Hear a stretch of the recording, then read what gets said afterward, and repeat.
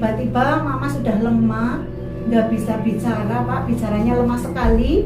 Panggil saya lirih itu bahasa Indonesia ya apa ya Pak, lambat. Kok tiba-tiba bicara seperti ini, memanggil bapak saya, Pak. Aku ini jin yang tinggal di pohon besar di pinggir kali. Iya Pak, aku jin pinggir kali, sineng jero kayu gede banget. Lah saya kan nangis sama bapak saya. Loh, kok mama kayak ngomong kayak dia? Mama kayak ngomong jin. Saya tanya lagi, mama siapa sih? Aku jin, sineng jero kayu gede pinggir kali. Sampai ada tetangga yang tahu, ngasih saran ke saya. Ini cerita nyata. Ngasih saran ke saya, keluarga saya suruh ke Banyumas, ada orang pintar lah istilahnya untuk bisa menyembuhkan orang yang kesambat atau kemasukan. Jadi saya ngikut cerita itu, saya panggil orang itu Pak, saya panggil ke rumah, saya suruh menyediakan bunga mawar. Saya sediakan bunga mawar, malam itu juga jam 12 tepatnya, bunga mawar itu disiram ke pohon yang gede Pak. Itu sebagai syarat? Sebagai syarat. Baik. Itu ditemani oleh suami mama saya, bapak saya, dan dua belas. Cuma membaca Al-Fatihah 7 kali. Ternyata mama itu memang paginya bisa bicara lambat-lambat. Pak, dia orang gelem lunga posisi siji. Anu apa sih mak, kan kayak gitu. Tapi mama saya itu nggak bisa bangun dari tempat tidur Pak. Welcome to the Pandu Wulung Podcast. Assalamualaikum warahmatullahi wabarakatuh. Waalaikumsalam. Salam sejahtera, namo buddhaya, salam kebajikan. Om Swastiastu, Rahayu, Rahayu, Rahayu. Teman-teman sahabat keluarga besar Pandu Wulung dimanapun panjenengan berada. Berjumpa lagi di channel Pandu Wulung Podcast. Teman-teman dimanapun panjenengan berada, mudah-mudahan panjenengan semua adalah orang-orang yang selalu diridhoi oleh Allah Subhanahu wa Ta'ala dan selalu diberikan nikmat iman dan nikmat Islam. Untuk semua keluarga besar Pandu Wulung dimanapun panjenengan berada, saya ucapkan semuanya selamat malam. Para pemburu cerita-cerita misteri yang dianggap tabu. Kembali lagi bersama saya Pandu Wulung di kanal YouTube terbaru saya yang akan membedah gelap dengan terang, membongkar khayalan dengan fakta. Dan malam ini tidak bicara lagi tentang hantu, tidak bicara lagi tentang ilmu gaib ataupun gunung dan hutan yang lengkap. Kita bicara tentang ambisi, kekuasaan, dan orang-orang pintar yang ternyata lebih pintar memakan uang daripada memberikan sebuah ilmu. Dan kisah pada malam hari ini datang dari seorang ibu rumah tangga yang bernama Ibu Sinta Kasiati. Ibu Darsiati. Ibu Darsiati mempunyai suatu pengalaman misteri, suatu pengalaman yang membuat pilu, membuat menangis bagi pendengar siapapun yang mendengarkan. Tentang kisah seorang Ibu Darsiati. Tentang kisah seorang Ibu Darsiati yang mana sakit yang dialami bukan hanya sekedar sakit medis biasa. Seperti apa ceritanya? Kita akan langsung tanyakan kepada Ibu Darsiati. Ibu, selamat malam. Ibu silakan ceritakan yang menjadi pengalaman ibu ataupun orang tua daripada Ibu Darsiati yang notabene dikatakan terkena kesambet ya bahasa Jawanya, ataupun terkena kerasukan atau ketemper.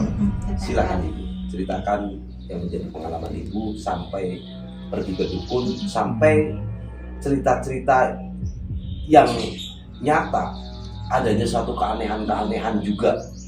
Ceritakan sekomplit mungkin agar semua keluarga besar Pandu Wulung bisa mendengarkan cerita pilu panjenengan, dan mungkin nanti akan ada yang memberi masukan sebagai bahan untuk jalan pulang. Silakan.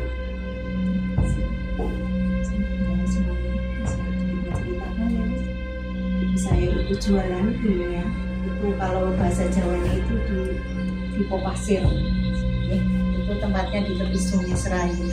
Beliau sehat juga.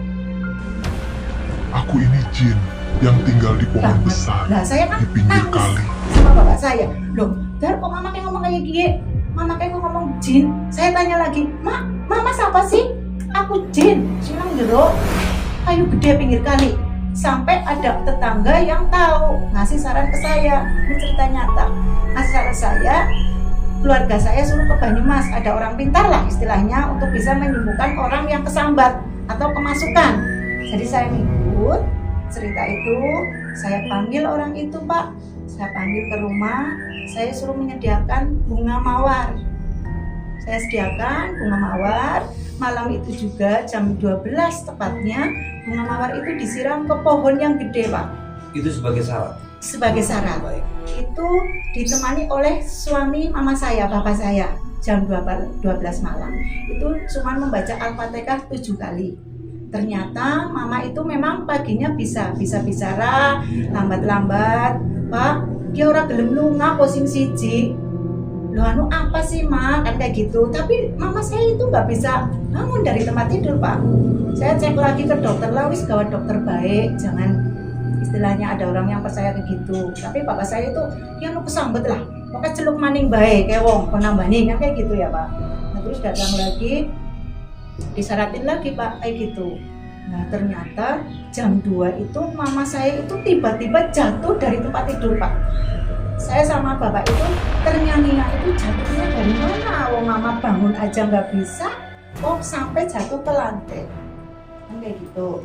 Nah ternyata itu udah bapak saya itu udah nggak, mungkin sudah nggak percaya atau gimana. Jadi ada orang menyarankan lagi itu ada dukun pintar tapi orangnya dari Jakarta.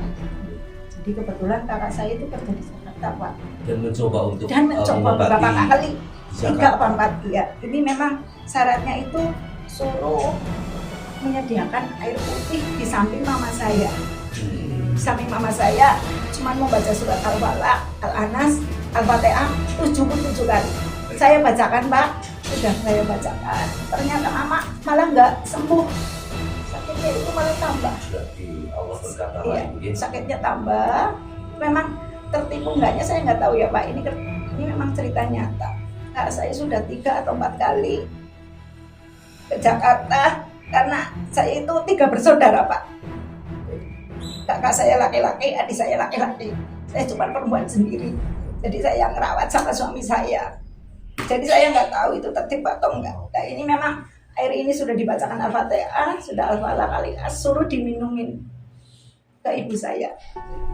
Sudah diminumin, sudah untuk buat usap muka.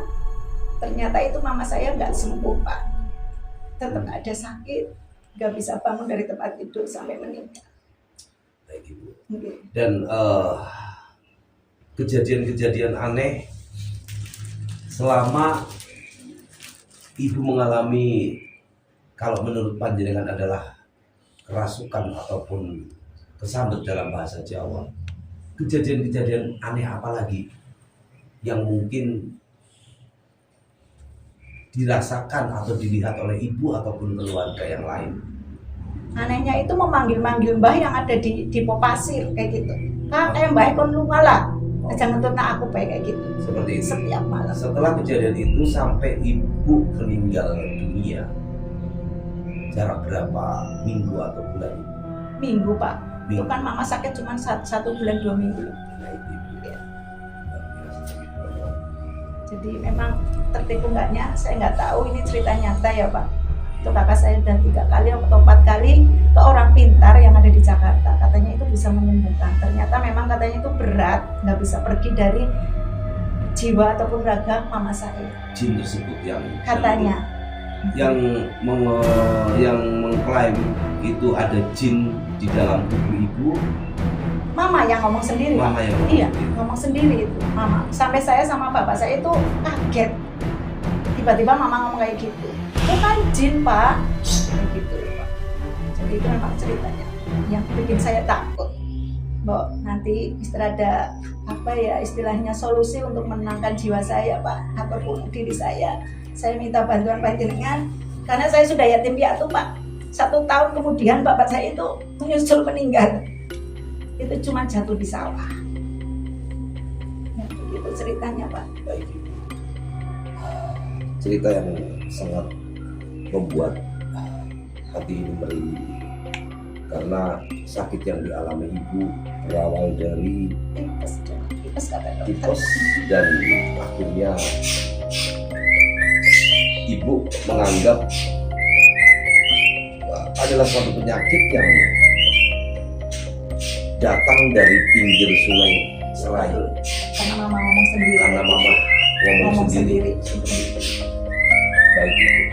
Dan mudah-mudahan ibu ditempatkan di sisi yang paling mulia di sisi Allah Subhanahu wa Ta'ala. Terima kasih. Baik itu. Dan untuk ketenangan jiwa panjenengan, tetaplah selalu memohon dan berdoa pada Allah Subhanahu wa Ta'ala, Tuhan yang Maha Esa, mendekatkan diri dan banyak berzikir. Mungkin isi kegiatan hari-hari panjenengan dengan kegiatan yang lebih bermanfaat dan kegiatan-kegiatan yang berbau religi. Dan ibu silakan untuk konsumsi dulu, diminum dulu air Saripati Wijaya Kusuma untuk penenang jiwa panjenengan. Karena air Saripati Wijaya Kusuma ini adalah air yang bisa menenangkan jiwa yang terbentuk dari tetesan air Saripati Wijaya Kusuma atau Gunung Wijaya. Terima kasih ya Pak. Baik. Saya minum mudah-mudahan itu bisa menenangkan. Amin ya Allah.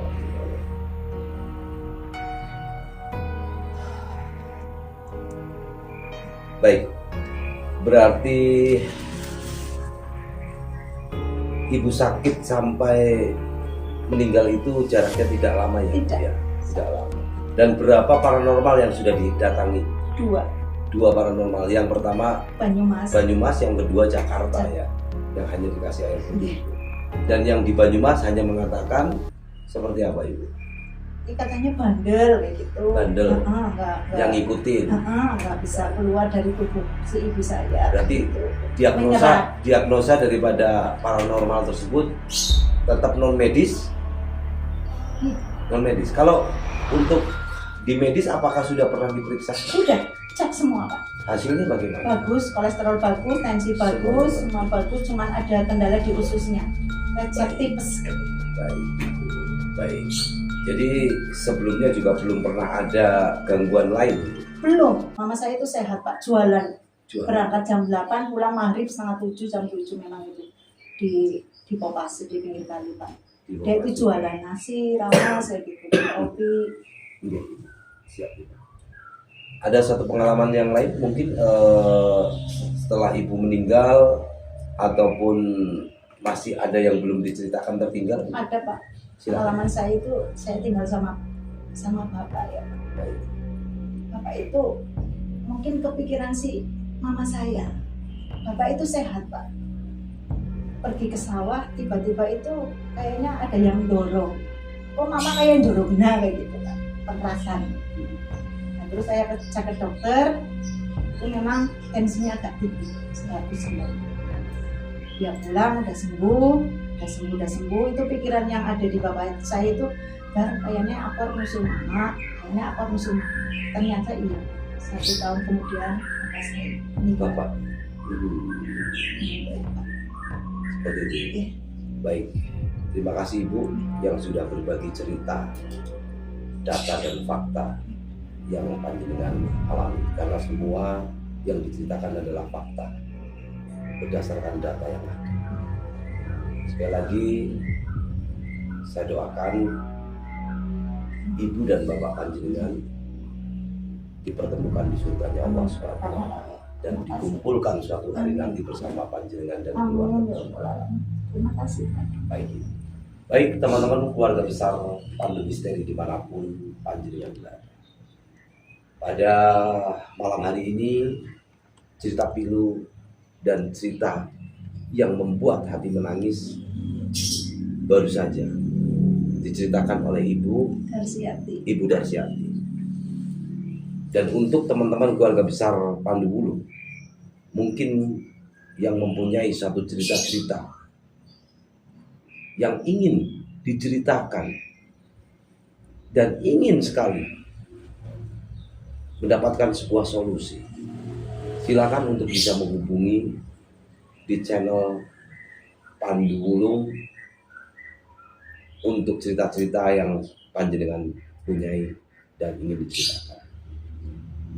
Mungkin itu seperti itu saja Bu. Terima kasih karena Ibu sudah berbagi cerita di sini, dan mudah-mudahan Ibu juga diberikan umur panjang, sehat dan bermanfaat. Amin. Ya Rabbal Alamin. Baik teman-teman, seperti itu saja saya cukupkan cerita hari ini, dan kita tunggu cerita-cerita misteri selanjutnya. Suami saya kebetulan gilingan Pak. Oh, gilingan padi. Baik Ibu. Saya juga mendoakan semoga usaha panjenengan menjadi usaha yang lebih berkembang, lebih maju, dan banyak pelanggan. Amin. Saya hanya kalau Ibu meminta sebuah solusi, Ibu silakan semprotkan ya di tempat usaha panjenengan. Ini adalah spray aura. Spray aura ini untuk menetralisir seluruh aura negatif, baik di badan kita, di kantor, di tempat usaha, di rumah, dan di kamar tidur. Jadi untuk energi-energi negatif bisa hilang. Dan tetaplah meminta kepada Allah Subhanahu wa taala, karena rezeki, maut, jodoh ada di tangan Allah Subhanahu wa taala. Kita sebagai manusia hanya berusaha bagaimana supaya kuasa-kuasa kegelapan itu bisa hilang selain kita langsung meminta kepada Allah Subhanahu wa taala. Tentunya manusia diberikan akal dan pikir. Seperti itu. Jadi spray aura nanti ini bisa didapatkan di admin kita. Baik, terima kasih atas kebersamaannya. Akhirul kalam billahi taufiq. Assalamualaikum warahmatullahi wabarakatuh. Sampai jumpa di cerita-cerita selanjutnya.